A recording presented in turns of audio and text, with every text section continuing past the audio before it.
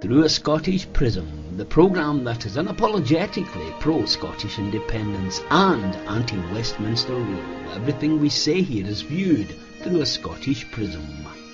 Brought to you by Barhead Boy. Hi folks, welcome back to Through a Scottish Prism. Lovely to have you back for the weekend show. I hope you and yours are well, and you're all sitting down comfortably so we can inform and entertain you today. I'm delighted to say I'm joined by the convener of the Scottish Sovereign Research Group, Professor McNaught, is one of my guests today. Well, I know who the Scottish Sovereignty Research Group is. A lot of people don't. Can you tell us the background to some of the people who are your colleagues? Yes, we have David Henry, who should be joining us soon. We have Paul McCartney, who is love his music. Exactly, and it's funny because we also have a Paul McCartney that is helping us with the tech for our for my show on Thursday on Independence Live. But he's a professor of international relations at Towson University in Baltimore. We also have. If you tell me you've got a Mick Jagger, the interview's over. I'm telling you now. We don't. I'm sorry. You know, I'm sure we're depleted because of that. But and we have other professors. We have lay people that. And we have, MPs as well that have participated both for the SNP and for the ALBA party. And so, again, not all of them participate all the time, but we have a weekly meeting and we have a lot of really good people that are focusing our intellectual bandwidth on how to achieve independence. And we've come up with some pretty solid proposals. Notably, prior to the election, the Holyrood election in May, we came up with the Manifesto for Indy, which basically said that and this was with the anticipation that ALBA would be embraced with the SNP, which obviously didn't happen, but that if there was a supermajority, that Scotland could, declare its independence, or the Parliament could declare its, it as the sole repository of the people's of the people's sovereignty in Scotland. I maybe that didn't come out quite right, but anyway, and then obviously, good evening, David. Well, we've been joined by the late Mr. David Henry. Mr. Henry, nice to see you.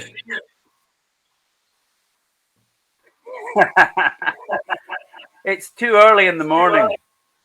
Well, anyway, technology. Please carry on, Mark. Hello. Yes. I was just explaining, David, about a little bit about our group and how we set up the Manifesto for Indy, and how our Manifesto for Indy was not embraced by the SNP, obviously, and that since then we have sent a letter with.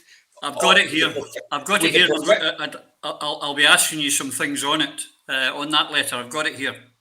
Okay, good. And with the professors and the other people that we have on our group, we've kind of refined this letter that we've sent to all SNPs and MPs, who belong to pro-independence parties. That look, there is no reason in the world, given the Westminster unwritten constitution, that the Scottish MPs cannot just say, look, the Treaty of Union is not happening, we're out of here. There's no reason why they can't do that. And similar for the Scottish MSPs, there's no reason they can't declare themselves to be the sole Parliament with authority over, representing the sovereignty of the Scottish people. The Westminster unwritten constitution has always been made up as they go along, and there's no reason the Scottish MPs and MSPs can't just say, "Look, we're out of here." Well, let me explore that point a bit further, David. Mark's highlighted, if we'd had the supermajority in May, we could have moved to where we wanted to be with the Manifesto for Indy. But surely, with this unwritten constitution, tomorrow, today Indeed. Yeah. we could, our MPs, our MSPs, our councillors could form a grand assembly and declare the Treaty of Union over today. They could only have really done that if they had inserted a clear statement in their manifestos, which is what we were trying to get them to do. ISP adopted it, and most of what we proposed was adopted by ALBA. Sadly, the SNP didn't respond and didn't.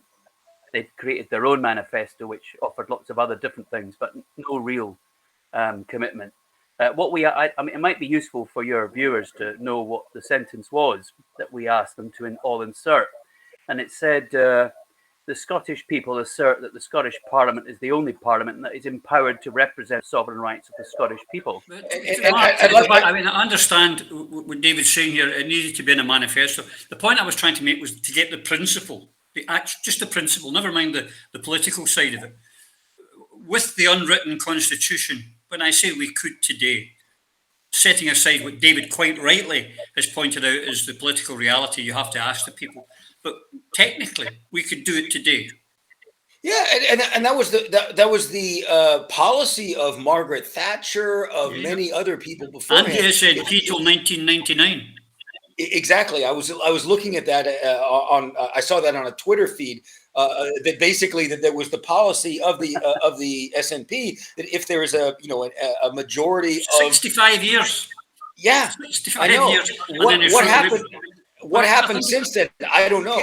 There's no reason that the Scottish MPs can't invoke that at this point. I mean, the English do it all the time. They can bring up the Magna Carta. They can bring it up whatever the hell they want in terms of constitutional precedent, and they do. And there's no reason the Scottish MPs can't do exactly the same. Another thing that we have done research on and have very solid.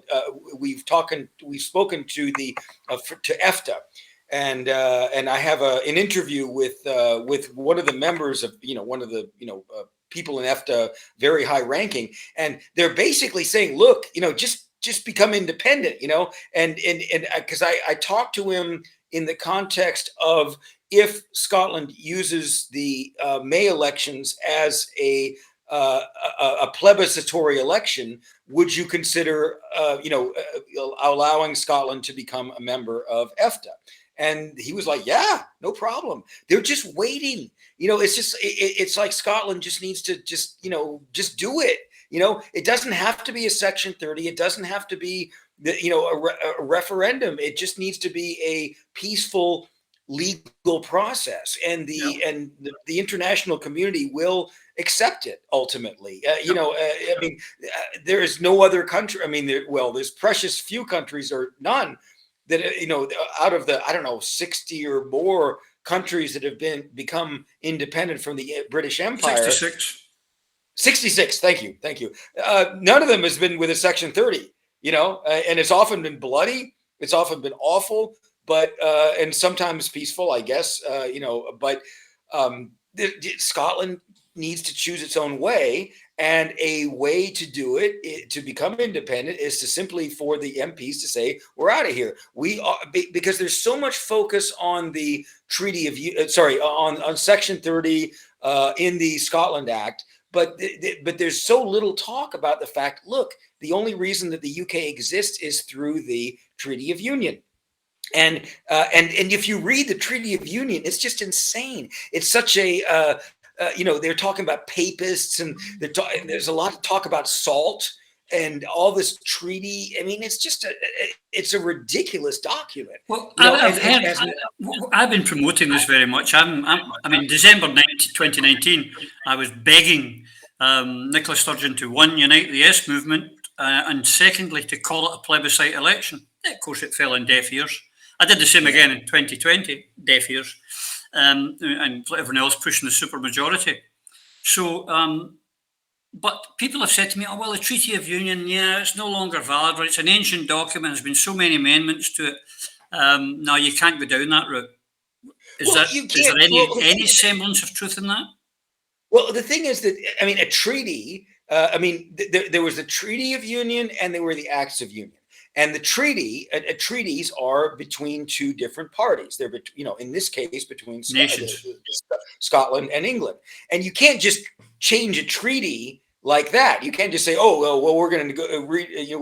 You have to renegotiate a treaty. You have to go with the other people, with the other side, and say, "Okay, this isn't working. This isn't working. Let's negotiate it." As they do in the EU. There have been treaty updates to the European Union, like Maastricht, for example.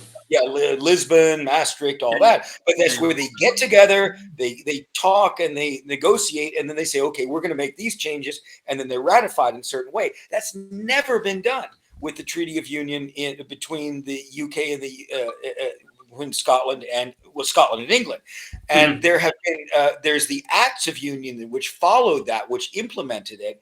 And I guess technically they can change that, but the treaty still stands as the fundamental document which unifies Scotland and England. And it's just a ridiculous document. It's completely sectarian. If you read it, they talk about papists and they don't want anything to do with, with Catholic, monarchs taking the throne. And so much of it is based on that. And it's just an absurd, ridiculous, fatuous document that there's no way that, anybody could in this modern day accept that this document, the Treaty of Union, which was very difficult to find. David found it, but it's pretty much hidden, really. And we were able to get a copy, but it's insane that the UK, Scotland is married to England in a dysfunctional relationship based on this ridiculous treaty, which it is.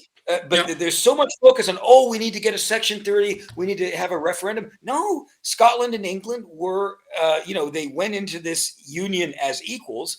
And just as the UK withdrew from the EU treaties, Scotland can withdraw from the Treaty of Union. There's no reason why not. Yeah. I would like to come on to the letter that you were talking about. You mentioned you sent out to every MP, MSP, Scottish MP and MSP. And part of it is you two do not believe that David. I've been getting messages from David to say he's having connection problems. I'm glad to see he's back. I hope you've got a better connection now, David. Welcome back. I'm going on to the letter now. But you guys do not, myself, you do not think that a referendum is the way forward for Scotland. Would that be a fair shout? Yes, I'll let David can talk after. You don't believe a referendum is the proper way for Scotland to gain independence on this occasion now? Yeah, no. A referendum has huge issues, because if you have the referendum or a public vote at the beginning of a process, even though you don't know what you're actually going to vote for, then people they're not really informed. So it's not informed consent. So the group and the expertise that's come into it has laid out an 11-point step plan. And at the end of that is the option to have a confirmatory referendum after a period of nearly 2 years, when the public will know exactly what is on offer and what deals are in place. Yeah, no, exactly. And it's a question of, in the 2014 referendum, I started writing articles for Newsnet Scotland back in 2012 about a constitution. And the first article I wrote was like, okay, look, let's put forward a written constitution, that can be changed, but that this is what you're voting for. And the UK state can, put forth what they would be proposing for Scotland if they voted to remain within the UK. Obviously, none of that happened, but that has to be the basis upon which there is an actual vote. I mean, we look at the Brexit vote. I mean, it's an absolute disaster. Yeah, get out of the EU. We hate foreigners. And now the trade is greatly diminished. They can't. All kinds of problems have been engendered by the Brexit vote, largely because people didn't have any idea what they were voting for. And I think so. What we're proposing is that the UK MPs, or the Scottish MPs, formally vote to withdraw from the union, the Scottish the Scottish majority of the Greens and the SNP vote to affirm the sovereignty of the of the Scottish Parliament, representing the sovereign will of the Scottish people. That will allow Scotland to vote to enter into EFTA. And I had a discussion with a representative from EFTA several months ago, and I just spoke to him a couple of days ago because I was wondering, in the changed context of since the Scottish elections in May, and because I asked him in the context of if there is a plebiscitary election in May, could Scotland vote? Could Scotland join EFTA? And he basically said, yeah, and under the treaty, it says any state can enter the, all they have to do is send a letter and to the EFTA Council. And I called just on Thursday, I called the head of EFTA, Henri Guettaz. I left a message, and within a few minutes, Thorfiner, who I talked to before, called me and said, "Look, the offer still stands. All Scotland has to do is have competence over the ability to negotiate international treaties and the powers to abide by them. They don't care about whether you're recognized as a nation state, all that. I mean, the EFTA convention is relatively limited, and we would be Scotland be welcomed in. There's no question. They just have to do it. They just have, and that. But there's a problem with that, surely, David, is the fact that Scotland is not able to negotiate treaties. We're not allowed to under the Union. I mean, this has been brought up in our group many times, which is that the Treaty of Union, very few people seem to understand actually what was involved and what we signed up to. And the Treaty of Union was a political and a trade union. So it was about trade across the border and within the United Kingdom, as it's now referred to. However, we did not give up our sovereignty. So the key here is that the Scottish people are sovereign. The Scottish people have the power through their representatives in Westminster, because that, I believe, correct me if I'm wrong, Mark, but I believe that those MPs are actually the commissioners. They're the equivalent of the commissioners that were sent to negotiate Scotland's entry into that union. So those commissioners, which is the MPs in Westminster from Scotland, can, with a unanimous vote or a clear majority, with the will of the Scottish people telling them to do that, withdraw from the Treaty of Union. And the union is then over. There's no need to ask the other side for permission. Well, David, can I be devil's advocate here and refer you to, or Mark, I don't care who answers this one. Only 6 or 7 years in, I think it was 6 years in, 1713, there was a dispute over the malt tax, and all 43 Scottish commissioners, oblique MPs, voted to leave the union and were told to sit down, shut up. And they weren't, and Scotland wasn't allowed to leave the union with a vote of. So how does that stand? Because precedent in English law is a very important thing, and that would create surely a precedent for them. Well, I didn't know about that, so I wasn't aware of that. We educate here as well, Mark. We give you everything. At the same time, precedent is irrelevant to a large extent. Not in English law, it's not. Not in English law, and if this goes to court, of course they would be taking it to their court. So that's where we could then demand the international court, couldn't we? Roddy, technically, to answer your question there, yeah, the Treaty of Union that is still in force at the moment. I mean, Mark's right. We've published it, so it's now available for people to more good books purchase and read it. 12 lovely color pages of it. That's the infomercial over. However, what I learned in the last couple of years, and it's been reinforced in several legal cases recently. The Martin Keating case confirmed that the Scottish nation is sovereign, and it is the people that decide what powers a parliament has. So, of course, what Westminster thinks is that they somehow bought and took over Scotland. They did not. The Treaty of Union is very clear that we have a Scottish legal system, completely separate to the English system, is because under the treaty, the Scottish nation is sovereign. So they kept their legal system. And it also meant that English courts and English law cannot overrule Scots law in Scotland. So they broke the treaty again recently So that, with and now, interestingly, that was two Holyrood bills into their Supreme Court. That was again another breach of the Treaty of Union. Is that what you're saying?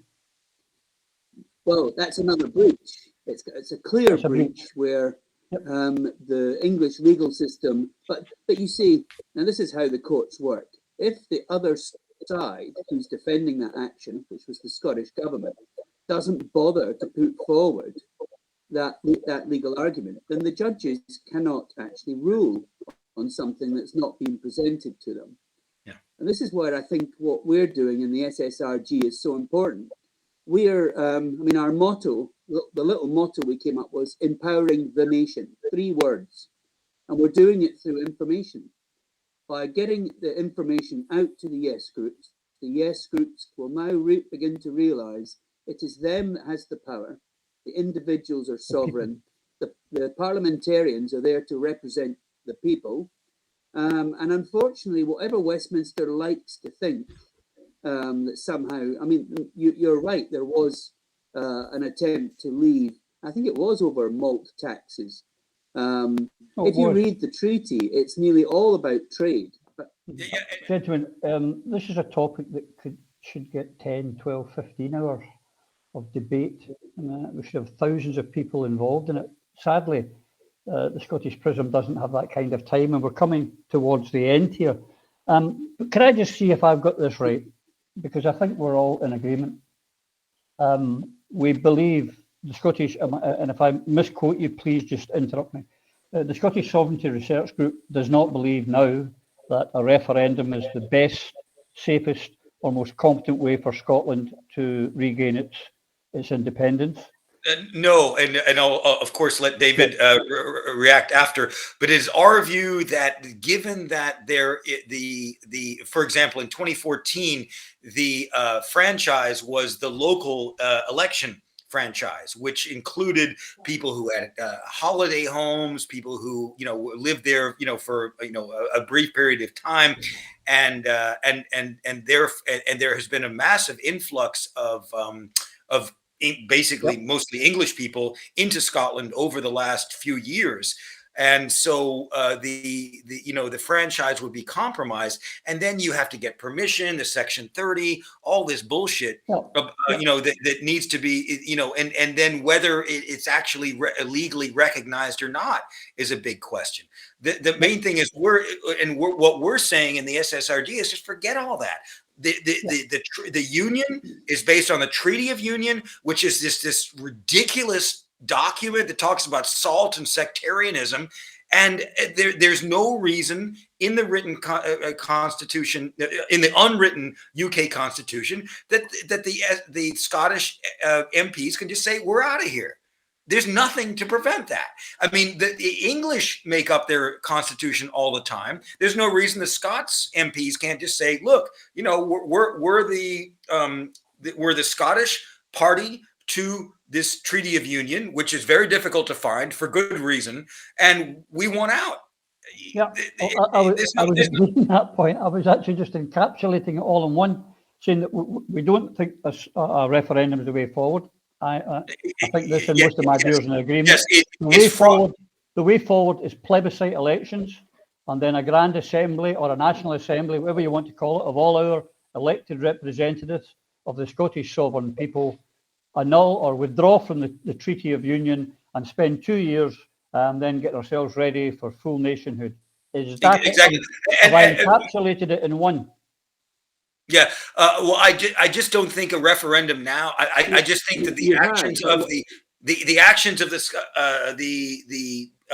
first of all, the MPs in Westminster withdrawing from the Union, followed by the Scottish, the SNP and Greens in the Scottish Parliament saying we are voting to say we're the sovereign, the sole Parliament representing the sovereignty of the Scottish people, and that will be sufficient for joining EFTA. And I have that on good authority. And independence, and then worry about EFTA, EU, and all the other things. That's my opinion. I just want to know how we get independence. Everything else will take care of itself. David, some last words, because we really have overrun our time here. Go ahead, David. David. So my last word would say sovereignty is the key. It's about people in Scotland being sovereign. Independence comes at the end of the process, but you don't want independence if you don't know what's over the other side of the wall you're about to jump over. And that was the mistake previously. You were asking people to vote for something that nobody really knew what it meant. We do now know something different. Brexit is ruining Scotland's economy and damaging Scotland's jobs. And that was never part of the deal in 2014. And now that's reality. So people need to understand they're sovereign. It's them that can tell the politicians to withdraw from the treaty, and then we start the process. But the important thing is, every section of society must be included in building Scotland's future. We cannot just say, well, we don't care what you think. Everyone must be taken on board, and we must bring everyone with us. Indeed. Gentlemen, on that note, no argument for me. I'm glad to see we're in agreement. I'll maybe have to try and find someone to disagree with. But anyway, gentlemen, thank you for being my guest today. I'm sure our pleasure. We'll talk again soon. And in the meantime, you take care of yourselves, you two. I'll see you soon. Bye. Thank you so much for having us, Roddy. Bye. Well, there you are, folks. I hope you enjoyed that wee chat there.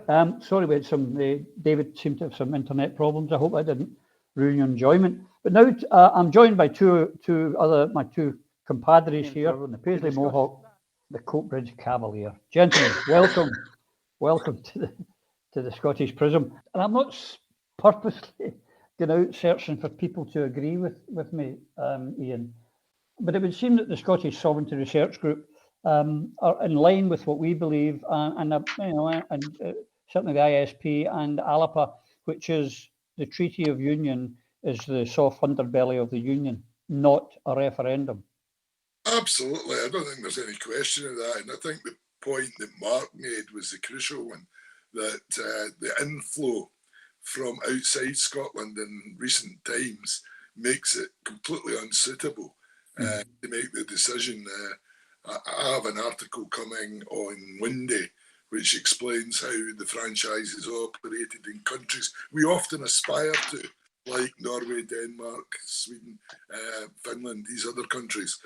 And I think that the contrast between how they operate and how Westminster would like us to operate on the constitutional question will be highlighted very successfully. And I mean, we really need to encourage people in Scotland to take an interest in this. Often things like franchise doesn't sound very interesting. But let me tell you, if we get the franchise sorted out, it'll be a lot more effective than knocking as many doors as you like in Scotland, trying to convince people to vote for independence. We need to have a level playing field to start the game. If we're shooting uphill from the very start, that's not the way to contest an election. I agree. But Phil, the SNP position is one to hold to get the Section 30 and hold a referendum using the same franchise as 2014. Crazy. It makes no sense. Do you think that position is sustainable? I have to say no. And we have to listen in SNP. I mean, these are serious people. You look at David Henry, you look at Mark McNaught, and you look at how the SSRG is built up. It's, Doctor of Political Science, DWP cabinet officers, politicians. I made some notes, media human rights experts, constitutional and business experts.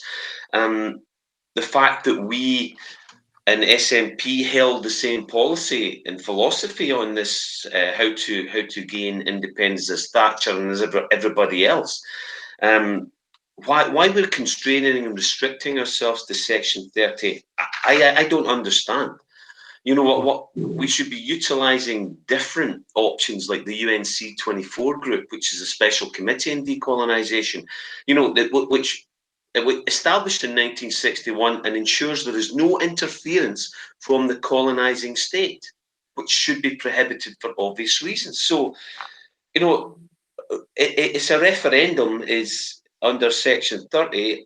Why are we using the same constraints as a 2014 franchise that was based on a local election, interference from the press, allowing interference from the establishment, interference from the civil service, which is supposed to be unbiased, that recently issued prizes for its members for stopping the independence and fighting against the benefit of the will of the people.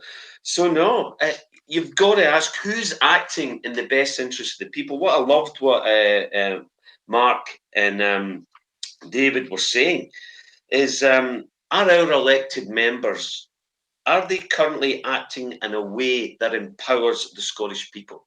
The mantra of SSRG is to empower the Scottish people.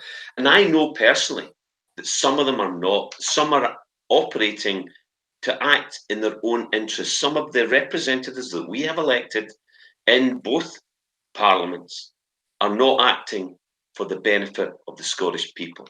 I think you'll find a lot of people agree with you on that. Which brings me on to something, and again, I'm going to go straight back to, if I may, Iain, to Phil here, because this is one of your things of expertise, which of course is the oil industry and carbon capture. And one of the things, or maybe first if I could go to you, Iain, on the carbon capture, in 2014, it was one of those vague parts of the vow or promises at the side of the vow that was made to Scotland. Vote no, and we'll give you the carbon capture. It was, if I'm not mistaken, Phil will correct me if I'm wrong, it was originally, I think, Longannet. There was something going on there. That was broken. Peterhead, yeah, and those were broken. And this is just, again, another long line of lies that's been told to the Scottish people and a betrayal, but with very little pushback from our representatives. Well, it's worse than that. I mean, there should, of course, be pushback, because here again we have a pledge made which was just completely ignored after the result. But worse than no pushback, we've got the First Minister wandering about telling people in Scotland that time is on our side. You know, I mean, it's quite unbelievable.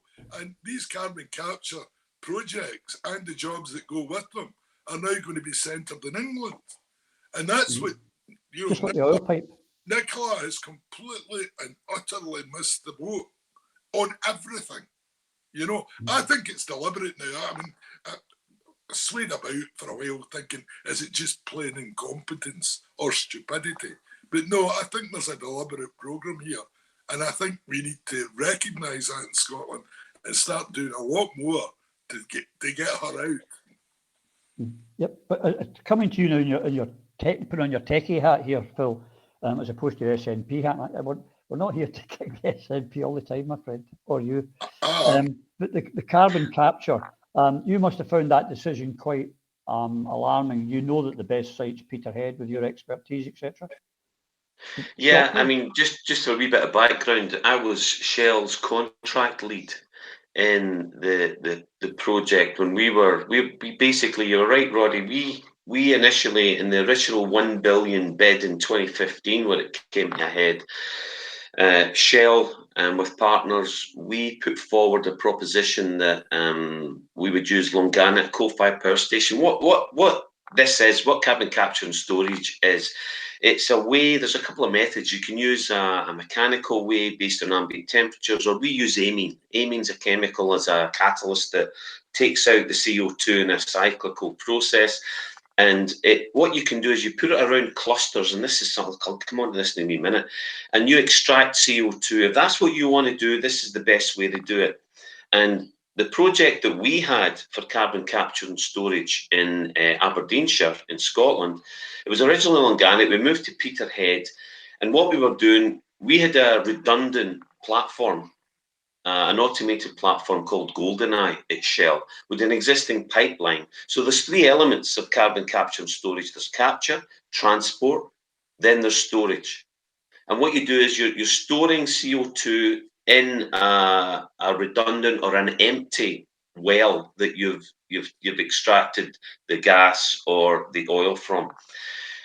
And this was the cheapest, most efficient way to do it. And it was the first time that we looked at it based on a manifesto from the Conservatives tied in with the Lib Dems on a green policy. I predicted, and Hansard is predicting they would pull out of it in 2015, which they did, because they pulled out of everything. They're just not interested. What cheesed me off, though, is it's a wee bit. We did a lot of work in this. There was the lowest cost decarbonisation for the UK, which is the critical role of CCS, was a paper written by Lord Oxburgh and a group of experts, including myself. So I'm a co-author on the definitive paper on carbon capture and storage. It included Professor Stuart Hazeldine, the world's first professor in carbon capture and storage at Edinburgh University. This conversation, Dr. Phil here, James Smith, Iain Temple, it's just Dr. Anthony White. It's full of people who know what they're talking about. It's the same as we were talking about with SSRG. Why are we not listening to the experts? This paper. The experts don't tell the English Tory party what they want to hear. That's the bottom line. Well, citations. Most citations. See, we're following. If you've got a scientific paper and it's been cited by scientific journals, then you're onto something. And this paper cited at least 13 times by respected, well-quoted journals. This was bang on the money, and it's been ignored. It's not just been ignored; it's been undermined. So we were undermined, and it was withdrawn. The rug was pulled under our feet in 2015. It's just been done exactly the same again. And if you ever wanted proof that the powers that be in the establishment doesn't give a damn about Scotland, this is it. Yeah, absolutely. Because we're not the scientists and we're not the experts like Phil here, Iain, but it's obvious this was a political decision. It wasn't a scientific decision. It wasn't what's best, what's cheapest. This was political. It was just like the first oil went to England. We're taking your carbon capture as well. Get back in your box and shut up. And what gets me, Iain, I don't know about you, is the absolute acquiescence of our elected representatives who, apart from we will not allow the carbon to be dragged out of our country, really nothing much. Worse than that, because the trouble is, by not making a noise about this information is not getting to the public in Scotland. Yeah. And if you want to win independence, you need to give people examples and reasons why the current system isn't working. And as Phil has expertly outlined there, this whole issue is not working in Scotland's interest. And it's quite intentional. I mean, you could have had, every expert in the world on Scotland's side saying, here's what we want. Westminster will determine what's best for Westminster. And since 2014, for sure, it was happening before 2014, but since 2014, they are not interested in making any major investment in Scotland that they can put into the north of England. Mm-hmm. And that's happened with electricity. It's happening with carbon capture. You need oil. And oil. You need to be absolutely ignorant, not to recognise it. Now, I don't believe the people that we've elected in both Westminster and Holyrood are ignorant. I think they're just ignoring it because their salary, has become more important to them than their principle. And that, of course, is how we got into the union in the very first place. But what we're seeing in front of us here is a rerun of it. And I'm quite disgusted because I know quite a number of these people that are elected to Holyrood and Westminster, worked with them many, many years ago and wouldn't have believed it possible in many cases. But there's no doubt now they have sold the jerseys. Yeah. And it's up to people that aren't in Parliament, but are members of the SNP, ALBA, or whatever, yes groups. We have got to change these people at the first opportunity. And when they come up for re-selection, you need to put candidates up against them to pick someone else who might just stick to their principle rather than their pay packet. Yeah, well, Phil, it's quite opportune. And another thing, and I'm sorry, that I'm going to have an RV dig here at the SNP, I'm sorry. But because of what's happened with carbon capture, and in a couple of weeks we've got the COP26, there's a connection there. Now here is a glorious chance for the SNP Scottish Government to say, we tried for carbon capture, it's the best. We should be demonstrating in the streets. The SNP should be mobilising the Yes movement, and we should be making so much noise. I mean, I saw your wonderful article today written by Alf Baird, Iain, where our First Minister, when this is being held in Glasgow, in our biggest city, she's not even getting the welcome speech. She's getting nothing. She's not getting invited to sit in the back of the room, the front of the room. She's got absolutely no participation whatsoever in COP26. There'll be 166 leaders, presidents, prime ministers here, and our First Minister will be sitting in Butte House doing nothing. She could mobilise the entire Yes movement, mobilise the nation, and just tell these people, I'm sorry, no more. But they're not. It's wrong. It's an opportunity missed, Phil. You've got to be angry. It's a slap in the face. We should no longer accept. We've had this, it's been ongoing since the Act of Union came into play. It's been ongoing since 1999, since we've had an independence-seeking or would-be independence-seeking leader at the Scottish Government and the Scottish Parliament. Then we've been snubbed. It's not just that these great opportunities are flowing by. We've got to ask ourselves the question, why are we not rebelling? Why are we not in the streets shouting like we were when the Act of Union was implemented by the chosen few for the few? Why are we... I mean, our First Minister, our duly elected representative, isn't even getting the job as a car park attendant. You know, it's supposed to be our country. We are being shown to be the region and the cap doffers that they see us as, because we didn't have the gumption in 2014 to say, no, we want to go our own way, or we don't have representatives who are willing to embrace the gritty, rambunctious approach that is required to this. We're not, as the guy said from SSRG, you're not going to get handed this. You're not going to get handed independence. You've got to fight for it. You've got to look for different ways. We're kowtowists. This is a religion. And it's becoming, I mean, I liken it to, the calf doppers are kowtowist monks. It's a religion of, yes, sir, no, sir, please, we have some more. Oh, thank you for the pay rise. Oh, I got all these expenses. That's very nice. You don't want us to make a scene about this? Nah, not acceptable.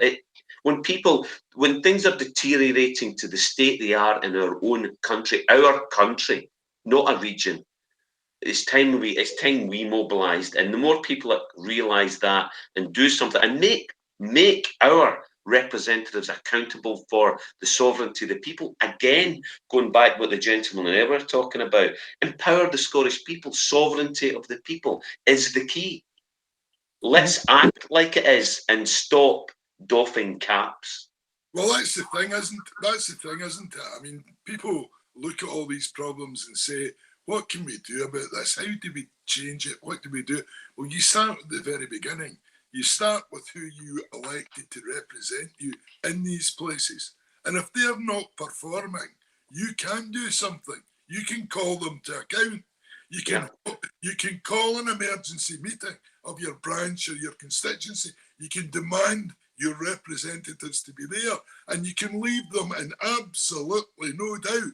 If they don't act now in a serious manner, then you'll be acting and they won't be there at the next election. Now, that's the way to deal with it. And that's what makes it accountable. And that's what should be happening. I agree. And in the meantime, because the government, the SNP, are not calling the Yes group to arms during COP26 to tell the world, this is our nation and we're locked out. This is our nation, and in 6 different elections, we've asked for the right to determine our own future, and this lot are in there are refusing us. We should be telling the world, this is what we're the greenest part of this. Any green savings in this country, out of this union, come from Scotland, and we're being excluded. But no, they're sitting there, as you say, She's maybe hoping at the last minute she'll get asked to go and do the car park. I don't know. I'm doing my best to help her. At least the world knows how she's getting treated now. You know, I mean, it's amazing, is it not, that I'm having to write these articles and publish them? Where have the Scottish newspapers been? Where is There's the no Scottish such thing as a Scottish newspaper. That's the problem. Coming for a years in fact, and not one mention, not one bit of pressure from the media in Scotland to have Scotland's voice heard at this once in a lifetime opportunity. But Iain, I've got to take exception with you. There is no such thing as Scottish media. They are all owned by English offshore tax avoiding press barons who are right-wing. I know that, but if we imperialists, so if our politicians in Scotland don't explain that, don't argue about they give them £3 million bungs and say that we're the bad guys. That's what they do. That's the point, and that's worked for Nicola. The media have been protecting her from the abuses of her position as First Minister now for quite a long time. Yep. But it won't last. And I mean, this is what the average SNP member needs to understand. This is not going to last. Sooner or later, what she's been doing, these divisive policies that she's been introducing, the way she's been forwarding an agenda that never get near a party conference, let me remind you. You know, I mean, this is all going to blow apart. And the SNP will lose seats, and the independence movement will be moved back years, all because of the selfish self-interest of a person who should never be there in the first place. Well, the one last thing I would like to say, because gentlemen, time's gone as usual, is that the All Under One banner are having a march during COP, and as many as possible really have to support that. And I'll certainly put out, I'll maybe get Neil Mackay on midweek Prism or something, and we'll get an article out, Iain, about it to promote it, to get enough people. In the meantime, I'd a couple of other things I wanted to really go on, but with time is always an enemy, gentlemen. It's been a pleasure as always to see you. You're leaving soon for Mr. Bidenland, Iain? Yeah, not until the middle of November, but I'm hoping I'll be able to do transatlantic broadcasts. America calling. Yeah, absolutely. You know, if the CIA don't find out, we'll be fine. Good. Well, we've got Coatbridge calling today, and we've got to thank you very much, Phil, for being here. And, you know, it's not exactly the most SNP-friendly environment at the moment. I understand that. So thank you for being here, and thank you for your input. And to you, ladies and gentlemen, I hope you've enjoyed this as much as I have with my compadres here and with Mark and David earlier. And until I speak to you all again, please, take care. Through a Scottish Prism, the programme that is unapologetically pro-Scottish independence and anti-Westminster rule. Everything we say here is viewed through a Scottish prism. Brought to you by Barhead Boy.